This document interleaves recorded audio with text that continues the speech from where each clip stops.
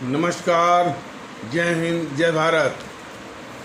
भारतीय अवाम ताकत दल अपने भारतीय भाई बहनों अर्थात अपने देश भारत की जनता अर्थात अपनी भारतीय अवाम से भारतीयता आधारित आपसी श्रद्धा, भारतीयता आधारित आपसी स्नेह, भारतीयता आधारित आपसी प्रेम, भारतीयता आधारित आपसी अखलाक मोहब्बत, भारतीयता आधारित आपसी सहयोग, भारतीयता आधारित आपसी सम्मान, भारतीयता आधारित आपसी एकता, भारतीयता आधारित आपसी भाईचारा तथा भारतीयता आधारित आपसी सद्भाव को समझने व उसे आत्मसात करके वैसा ही आचरण एवं व्यवहार करने हेतु और इसके पूरे देश में प्रचार प्रसार करने हेतु और प्रत्येक देशवासी को इसकी अहमियत और महत्व को समझाकर उसे अपनाते हुए उसी अनुसार आचरण एवं व्यवहार करने हेतु और प्रत्येक देशवासी को अपना ही भारतीय भाई बहन मानकर, समझकर, अपनाकर उनके साथ वैसा ही और उसी अनुसार आचरण एवं व्यवहार करने हेतु हमेशा सदैव और सतत अदब के साथ, आदर के साथ अर्ज करता है, विनती करता है। अब हम सभी लोग कुछ ऐसी प्रतिक्रियाएं जो आई हैं जो बहुत ही उत्साहवर्धक हैं हमारे आदरणीय भारतीय भाई बहनों के समाज से, तो उनका उद्धरण करना बहुत ही आवश्यक भी है, उपयोगी भी है। कुछ हमारे इस्लाम आस्था वाले भारतीय भाई बहनों के समाज की प्रतिक्रिया यह है कि कम से कम ये एक ऐसा संगठन आया है जो कि हिंदू मुस्लिम नहीं पूरे देश में एकता लाना चाहता है। उनका मूलतः ये कहना था कि हम लोग छोटे छोटे कारीगर हैं, छोटे छोटे यानी काम करने वाले हैं, रेडी पटरी वाले हैं और ऐसे लोगों की तादाद बहुत ज़्यादा है। हमको विकास से विशेष लेना देना नहीं है, हमको सुकून चाहिए, हमको सम्मान चाहिए। वो सुकून सम्मान जैसा कि ये संगठन भारतीय अवाम ताकत दल जो अपने भारतीय भाई बहनों अर्थात अपनी भारतीय आवाम के सामने पेश कर रहा है, उसका नमूना बता रहा है, उसमें हमको पूरा सुकून और पूरा अमन चैन बिल्कुल स्पष्ट दिखाई देता है और यही मेरी वो दिली तमन्ना है। इस तरह की प्रतिक्रियाएं जो है उत्साहवर्धक हमारे खास करके इस्लाम आस्था वाले भारतीय भाई बहनों की समझ से हैं और ये बहुत ही उत्साहवर्धक प्रतिक्रिया है। वाकई में हमारे इस्लाम आस्था वाले भारतीय भाई बहनों को भारतीय अवाम ताकत दल ये आश्वस्त करना चाहेगा कि उनको सुकून भी मिलेगा, चैन भी मिलेगा, वो सम्मान भी मिलेगा, सब कुछ मिलेगा। ये भारतीय अवाम ताकत दल का पूरी कोशिश नहीं, वो करके दिखाएगा। और इतना ही नहीं, वो हिंदू सनातन आस्था वाले भारतीय भाई बहनों के समाज से भी ऐसी प्रतिक्रियाएं हैं जो भी इससे भी अधिक उत्साहवर्धक है। उधर से प्रतिक्रियाएं ये हैं कि कम से कम ऐसा संगठन तो आया जो कि राष्ट्रभक्त शिरोमणि नेता जी सुभाष चंद्र बोस, शहीद आजम भगत सिंह, अमर शहीद चंद्रशेखर आज़ाद, अमर शहीद अशफाकुल्ला, अमर शहीद खुदीराम बोस जैसे अमर शहीदों की बात तो कर रहा है, उनके जज्बों की बात कर रहा है, उनके वातावरण को लाना चाहता है। और इसी तरह की प्रतिक्रिया है कि सुभाष चंद्र बोस, भगत सिंह, चंद्रशेखर आज़ाद, अशफाकुल्ला की बात लाने वाला लाने के संबंध में इस्लाम आस्था वाले भारतीय भाई बहनों की समाज से भी कई उत्साहवर्धक प्रतिक्रियाएँ आई हैं कि कम से कम ऐसा संगठन तो है। तो इस तरह की जो प्रतिक्रियाएँ हैं वो भारतीय जनता के दल को नहीं बल्कि पूरे देश के लिए बहुत ही शुभ संकेत हैं, बहुत ही वो उत्साहवर्धक हैं। और इस विषय में भारतीय जनता के दल अपने सभी आदरणीय भारतीय भाई बहनों को आश्वस्त करना चाहेगा कि निश्चित रूप से जो वातावरण लाने की कोशिश है, भारतीय एकता, भारतीय माहौल, भारतीय वातावरण और भारतीयता आधारित एकता, भारतीयता आधारित भाईचारा, भारतीयता आधारित सद्भाव, भारतीयता आधारित आपसी सम्मान, सहयोग, राष्ट्रभक्ति, मुल्क परस्ती, सब कुछ ये हमारे उन्हीं आदरणीय और बहुत और अति सम्माननीय हमारे अमर शहीदों जैसे राष्ट्रभक्त शिरोमणि नेताजी सुभाष चंद्र बोस, शहीद आजम भगत सिंह,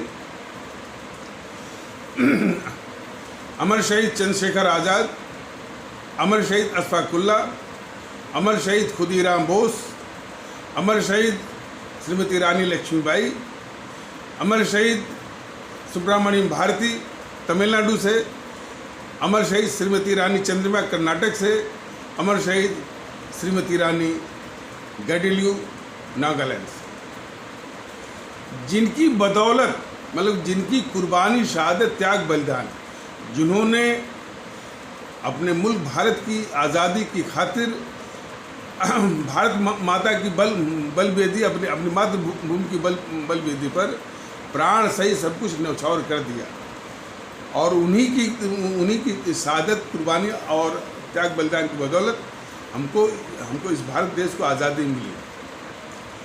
तो उन्हीं की प्रेरणा के बस ये कोशिश चल रही है और कोशिश का जो मुख्य आधार है वो भारतीय एकता, और वो भारतीय एकता जो ये जो स्वार्थी तत्व संगठनों का है, जो कि अब तक जीएनपीसी ने, गांधी नेहरू परिवार चांदा चौकड़ी कॉकस ने, देखिए गांधी नेहरू परिवार चांदा चौकड़ी कॉकस जिसको कि भूल भ्रम या गलती से कांग्रेस कहा जा रहा है, भारतीय जनता दल ने कई बार बताया और अभी भी बता रहे कि वो कांग्रेस नहीं है, वो एक पारिवारिक कुनबा मात्र है, जिसमें मात्र है और पूरे संगठन पर उसी परिवार का कब्जा है। लोकतंत्र की तो उसमें बात ही नहीं है। और वो ये जो कुनबा है वो इस मुल्क के लिए बहुत खतरा है, सबसे बड़ा अभिशाप। और वो ये कुनबा जो है बहुत ही खूंखार किस्म का औपनिवेशिक ताकत है,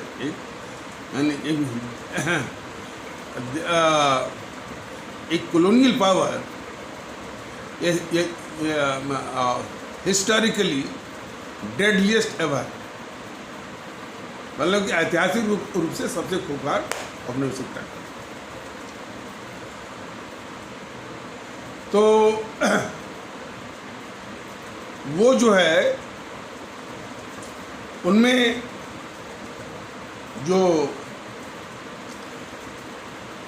वो जो गद्दार है नेहरू, और उसके बाद गद्दार इंदिरा, गद्दार जो है वो ये देश के सब खुखार गद्दार हैं, राजीव, सोनिया, राहुल, सब गद्दार हैं इस देश। तो जो गद्दार नेहरू था और उसके साथ जो है वो मोहनदास करमचंद गांधी, उनकी ये रणनीति थी कि सुभाष चंद्र बोस यदि माना राष्ट्रभक्त शिरोमणि नेताजी सुभाष चंद्र बोस यदि लाइमलाइट में रहेंगे, माने पॉलिटिकल लाइमलाइट में रहेंगे, ये राजनीतिक और माने जन परिचर्चा में हमेशा विराजमान रहेंगे, तो इस गद्दार नेहरू और गद्दार जो है मोहनदास करमचंद गांधी का राजनीतिक भविष्य जो है वो नष्ट हो जाएगा, इस तरह का उन सबों को मानना। और इसी कारण इनको हमेशा पब्लिक ग्लेयर से राजनीतिक और सामाजिक चेतना से दूर रखने की हमेशा इनकी साजिश है। उसी तरह से इन सबों ने वो इतिहास भी लिखवाया और इनको अपने रास्ते से हटाने के लिए क्या क्या घिनौनी किस्म की साजिशें की। जैसे मोहनदास करमचंद गांधी, जिसको कि जबकि हम हमारे अमर शहीद जबकि हमारे शहीद आजम भगत सिंह और अमर शहीद सुखदेव और अमर शहीद राजगुरु को फांसी लगने वाली थी 24 मार्च 1931 को, पूरा देश कह रहा था इस गांधी से कि भाई गांधी महोदय, आपकी बात अंग्रेज सुनते हैं, उनसे कुछ निवेदन करिए कि ताकि इनकी फांसी रुक जाए। तो फांसी रुकना तो दूर जाकर के ये उल्टा पट्टी पढ़ा गया कि इन अमर शहीदों को 12 घंटे पले मारिए। तो हमेशा से इन समझ रहा है कि ये अमर शहीद को हमेशा वो यानी भारतीय जनमानस में लोकप्रिय न होने पाए और उनकी लोकप्रियता जो है इनके राजनीतिक अस्तित्व के लिए बहुत खतरा थी, ये मानते थे। और उसी समय तमाम रिपोर्ट थी जिसमें माने ये फांसी लगने की बात थी और मुकदमे चल रहे थे फांसी होने के लिए। बिल्कुल वो रिपोर्ट है कि भगत सिंह की लोकप्रियता गांधी की लोकप्रियता से बहुत आगे चली गई थी। तो तभी एक गद्दार जो है मोहनदास करमचंद गांधी ताड़ गया था। और यही स्थिति थी हमारे राष्ट्रभक्त शिरोमणि नेताजी सुभाष चंद्र बोस की। तो उनको भी पृष्ठभूमि में रखने का, उनको भी पब्लिक ग्लेयर से दूर रखने का और जनमानस की आँखों से, उनकी नज़रों से, उनकी परिचर्चा से दूर रखने का इन दोनों गद्दारों ने, मोहनदास करमचंद गांधी और नेहरू ने बहुत बड़ी साजिशें की। कांग्रेस अध्यक्ष न बनने पाए इसकी भी बड़ी साजिशें की। और इसके विषय में भारतीय जनता दल किसी मौके पर जनता के सामने, अपनी भारतीय आवाम के सामने यूट्यूब के माध्यम से, यूट्यूब बड़ा एक सीमित साधन है, इसमें तो उतनी बात बताई नहीं जा सकती, लेकिन नमूना के रूप में पिछले कई एपिसोडों में बताया भी गया है। तो विस्तार से बताया गया इन दोनों ने सिर्फ राष्ट्रभक्त शिरोमणि नेताजी सुभाष चंद्र बोस, जो कि आज भी हमारे भारतीय भाई बहनों के दिलो दिमाग पर और राष्ट्रभक्ति के मामले में, मुल्क परस्ती के मामले में वो सबसे बड़े आदर्श, सबसे बड़े प्रतिमान हैं। और यही स्थिति तब भी थी। तो वो अपने राजनीतिक अस्तित्व के लिए ये सुभाष चंद्र बोस को हमेशा वो यानी जनता की पब्लिक ग्लेयर हुआ या जनता की यानी परिचर्चा में, जनता की नज़रों में महत्वपूर्ण होने से हमेशा जो है इन सबों ने दूर रखने की साजिश की। अंग्रेजी सरकार भी लगभग यही चाहती थी। अंग्रेजी सरकार को इस कांग्रेस से तो खतरा होने की कोई बात ही नहीं थी। कांग्रेस तो जो अंग्रेज सरकार की मुखबिर थी, उसको खतरा था इन अमर शहीदों से, हमारे राष्ट्रभक्त शिरोमणि नेताजी सुभाष चंद्र बोस से। तो उसकी भी मंशा लगभग वही थी जो ये गांधी और नेहरू की थी। तो इसलिए ये पूरा जो प्रकरण इसी पर है। अब आए हमारे बीजेपी के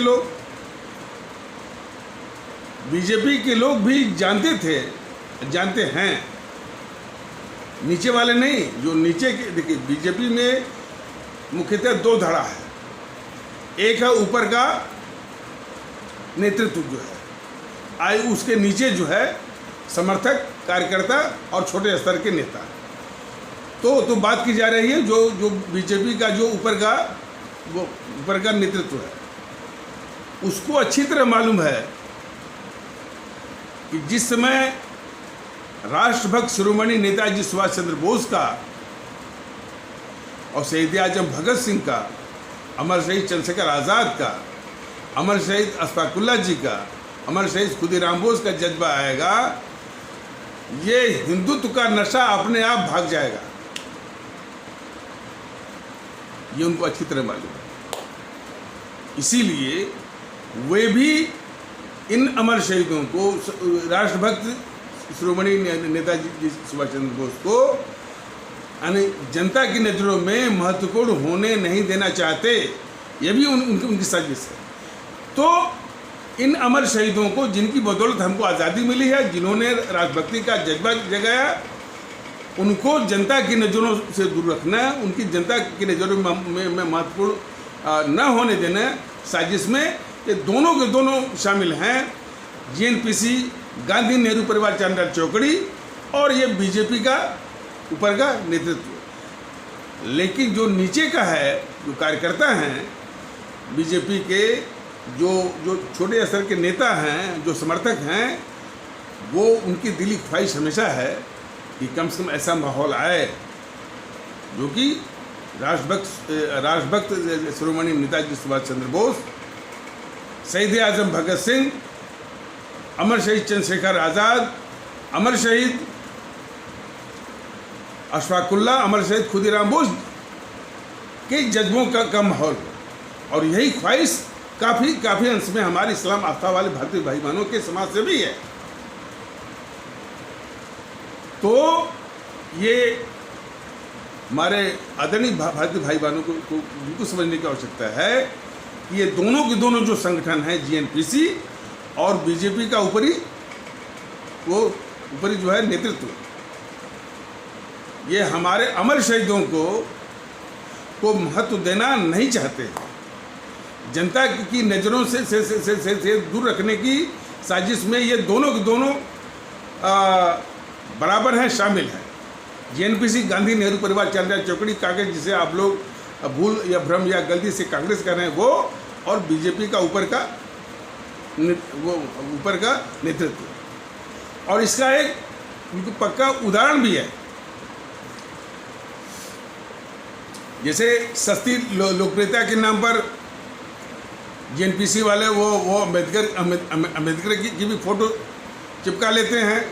लेकिन अम्बेडकर के साथ क्या दुर्व्यवहार किया गद्दार नेहरू ने, ये भारतीय जनता दल बता चुका है।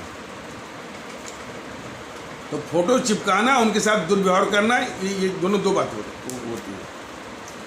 उसी तरह सस्ती लोकप्रियता के चक्कर में मोदी जी ने जो है सुभाष चंद्र बोस के नाम से वो लाल किले में कोई संग्रहालय तो बनवा दिया।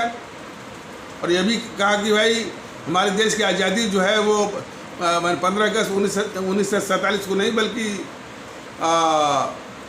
21 अक्टूबर 1943 को मिली थी। वो भी एक दबी हुई जबान से कह दिया। लेकिन उनके समारोह में जब भाग लेने की बात आई तो यही पुष्पेंद्र कुलश्रेष्ठ, देखिए हालांकि ये तो माने यूट्यूब बहादुर हैं लोग, और उनका नाम लेना भारतीय जनता दल हमेशा इस बात का ख्याल रखता है कि उनका नाम लेने की जरूरत न पड़े। लेकिन अब ये समझाना पड़ेगा कि यही पुष्पेंद्र कुलश्रेष्ठ ने अपने मुंह से कहा था कि जब उनके सुभाष चंद्र बोस के समारोह में भाग लेने की बात आई तो हमारे यही आदरणीय प्रधानमंत्री मोदी जी ने कहा था कि भाई उनके समारोह में जाने में हमको बहुत दिक्कत है कि लोग हमारा बाल नोच लेंगे। ये बहाना किया था हमारे आदरणीय मोदी जी। जब ये मुख्यमंत्री थे हमारे आदरणीय मोदी जी गुजरात के, तो तमाम कहते थे कि भाई जो सुभाष चंद्र बोस के मृत्यु के संबंध में तमाम फाइलें जो दाब के बैठे हैं जीएनपीसी वाले, गांधी नेहरू परिवार चांडाल चौकड़ी वाले, चूँकि सत्ता में थे, हमको जब सत्ता मिलेगी तो सारी फाइलें हम जो है वो सार्वजनिक कर देंगे। इनकी जब बात आई, इन्होंने 2-4 फाइलें की, 2-4 फाइलें दे करके वो जो ममता बनर्जी है ना, उसने भी करवाई। वो भी बहुत शातिर है, बहुत ही शातिर है वो ममता बनर्जी। और जब भी मौका आएगा सुभाष चंद्र बोस की सारी बातों को लेकर के भारतीय जनता दल उस गद्दार ममता बनर्जी को बेनकाब जरूर करेगा। और उसी हमारी जो भारत भूमि है पश्चिम बंगाल की, उसी धरती पर उसको करेगा है। तो जब इनको मौका आया, इन्होंने 2-4 फाइल उनको बस किया। इसके बाद फिर वही रट्टा, फिर वही बहाना कि हम ये उसको सार्वजनिक करेंगे तो हमारे अंतर्राष्ट्रीय संबंध जो है खराब हो जाएंगे। वही बहाना जो JNPC जब सत्ता में थी, यानी सोनिया, मनमोहन इत्यादि या और लोग भी सत्ता में थे, जो सुभाष चंद्र बोस की मृत्यु के संबंध में जो फाइलें मैंने सब दाब के बैठे हुए थे और उसको डिस्क्लोज नहीं कर रहे थे, उसको सार्वजनिक नहीं कर रहे थे, जो बहाना, तो उसी का बहाना देते थे कि यदि इन फाइलों को सार्वजनिक किया गया तो हमारे अंतर्राष्ट्रीय संबंध खराब हो जाएंगे। वही बहाना ये शुरू कर दिया। और हमारे देश के आदरणीय भारतीय भाई बहन ये जान लें कि जो ये मोदी महोदय या आदरणीय मोदी ने जो वादा किया था, जबकि गुजरात के मुख्यमंत्री थे, कि हम सुभाष चंद्र बोस से संबंधित फाइलों को हम जो सार्वजनिक करेंगे, तो इसी आशा में सुभाष चंद्र बोस के जो पोता हैं चंद्र कुमार बोस, वो बीजेपी के करीब आए और बीजेपी में शामिल हो गए। अब उनकी प्रतिक्रियाएं आ रही हैं कि उनको बड़ी निराशा हुई मोदी जी से इसी बात पर। तो सब बातों का लबे-लुबाब ये है कि मोदी जी भी और बीजेपी का जो परी नेतृत्व है, वह भी सुभाष चंद्र बोस को वो महत्व देने के पक्ष में बिल्कुल नहीं है। सिर्फ इसीलिए कि यदि राष्ट्रभक्त शिरोमणि नेताजी सुभाष चंद्र बोस, शहीद आजम भगत सिंह, अमर शहीद चंद्रशेखर आज़ाद, अमर शहीद अशफाक उल्लाह, अमर शहीद खुदीराम बोस का वातावरण आ गया, तो जो ये हिंदू राष्ट्र, हिंदुत्व का पूरा ये माहौल चलाए हुए हैं, ये माहौल 1 सेकंड में समाप्त हो जाएगा।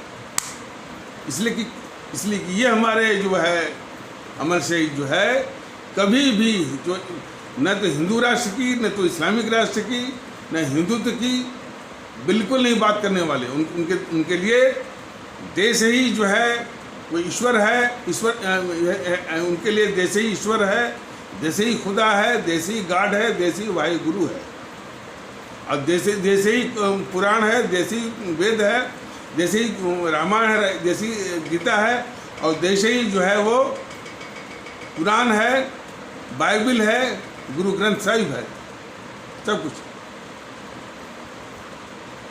तो उन्हीं प्रेरणा पर के आधार पर भारतीय आवाम जनता दल कहता है कि जो आपकी ये आस्था है, यानी हिंदू सनातन की आस्था हो, इस्लाम आस्था हो, ये आपकी व्यक्तिगत है और व्यक्तिगत रूप में निभाने की आपको पूरी आज़ादी है, निभाइए। लेकिन जो सार्वजनिक जीवन है, राष्ट्रीय जीवन में, इसमें उसकी अनुमति नहीं है। यहाँ तो सिर्फ शुद्धता राष्ट्रीय जीवन है, भारतीय जीवन है। मसलन यदि सार्वजनिक जीवन में आकर के कोई बोलेगा कि गर्व से कहो हम हिंदू हैं, गर्व से कहो हम मुस्लिम हैं या ठाकुर ब्राह्मण है, इसकी इजाज़त बिल्कुल नहीं है।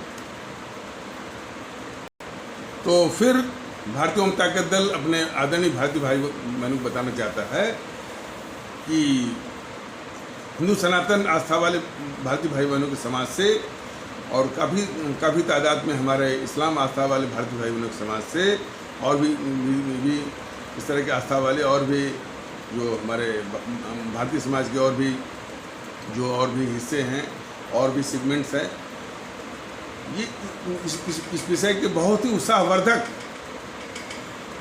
प्रतिक्रियाएँ आ रही हैं। और ख़ास करके हमारे वो पिछड़े, जिनको दलित कह करके, जिसको दलित बोल करके ये सब समाज से अलग थलग किए हुए थे, हमारे वो पिछड़े भारतीय भाई बहन, से भी बड़ी वर्धक प्रतिक्रियाएँ आ रही हैं कि कम से कम जिनके नाम पर यह राजनीति चलाई जा रही है अम्बेडकर साहब के, उनकी वो बेशकीमती विचार, बेशकीमती बातें जो मुल्क के लिए कितनी ज़रूरी हैं, कितनी उपयोगी हैं, उनको आज तक जो है भारतीय जनता दल के अलावा किसी ने बताया नहीं। और कितने बड़े विद्वान हैं, उनके वक्तव्य क्या थे और उनके विचार कितने महान थे, इसका परिचय कभी भी इस देश को और अपनी आवाम को, आदरणीय भारतीय भाई बहनों को किसी ने परिचय कराया नहीं, क्योंकि उनकी कितनी बड़ी महानता थी और कितने उनके महान विचार थे।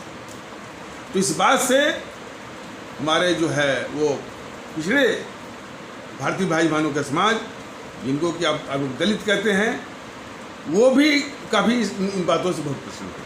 तो इस तरह से कुल मिलाकर के जो प्रतिक्रियाएँ आ रही हैं वो इस मुल्क के लिए, इस देश के लिए बहुत उत्साहवर्धक हैं और बहुत जरूरी है। और एक बात और जोड़ करके इस, चूँकि ये एपिसोड या ये कथानक जो है लंबा न हो जाए, इसको समाप्त किया जाएगा। कोई पदाधिकारी भारतीय जनता दल का बता रहा था कि कोई JNPC का कोई नेता था, बहुत खफा था और कह रहा था कि या तो मैं रहूँगा या तो भारतीय जनता दल रहेगा। तो हमारे उस पदाधिकारी ने उसको जवाब दे दिया कि हम रहें न रहें, हमारा संगठन रहे न रहे, यह उतने महत्व का नहीं है, लेकिन यह मुल्क रहेगा। भारतीय जनता दल अपने को मिट करके भी इस मुल्क की हिफाजत करेगा। और एक बात और बता दिया उस जो है JNPC के नेता को, मुल्क रहेगा इसलिए ज़रूरी है कि JNPC का नाश हो। JNPC को बगैर अस्तित्वहीन किए इस मुल्क के, भारत देश की, भारत राष्ट्र के अस्तित्व को महफूज करना मुमकिन नहीं है।